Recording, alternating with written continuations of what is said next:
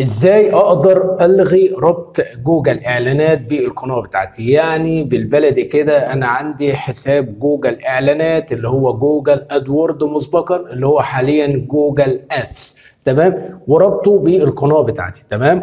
ولكن انا دلوقتي حابب اعمل الغاء ربط جوجل ادس اللي هو جوجل اعلانات من القناه بتاعتي، الاثنين رابطهم ببعض، وانا عايز دلوقتي الغي ربط القناه بتاعتي من جوجل اعلانات. اعملها ازاي او الغي ربط جوجل اعلانات ازاي من القناه بتاعتي؟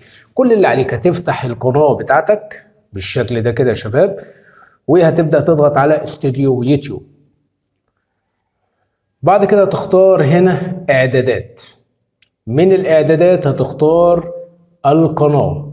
من القناه تجيب الاعدادات المتقدمه، هننزل لتحت شويه كده هتلاقي حساب اعلانات جوجل، اعلانات جوجل، وهنا الاذونات الكل، وهنا الحاله تم الربط، وهنا الاجراء الغاء الربط. طبعا احنا عملنا حساب جوجل ادس اللي هو جوجل اعلانات، وانشانا حساب جوجل اعلانات، تمام. بعد ما انشانا حساب جوجل اعلانات احنا بدانا نربط جوجل اعلانات بالقناه بتاعتنا، تمام. موضوعنا بقى النهارده ازاي نقدر نلغي ربط القناه.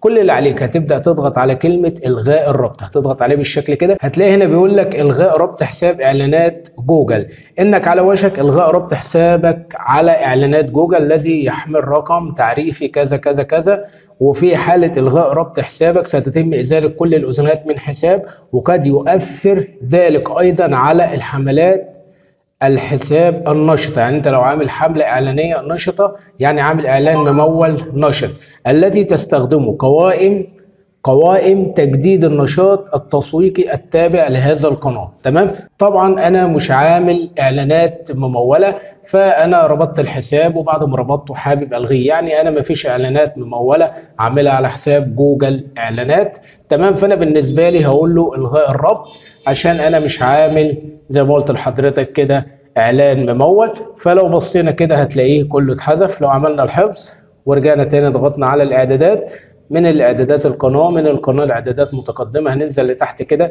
هتلاقي ربط حساب اعلانات جوجل، ربط حساب. يبقى كده احنا عملنا الغاء ربط حساب اعلانات جوجل من القناه بتاعتنا، لغينا الربط بينهم، بين جوجل ادورد او جوجل ادس بالقناه بتاعتي. كده مفيش ربط بينهم، خلاص انا لغيت الربط. اتمنى اكون افدتكم. لو عجبك الشرح لا تنسى الاشتراك في القناه وتفعل زر الجرس على الكل، واشوفكم في فيديو جديد.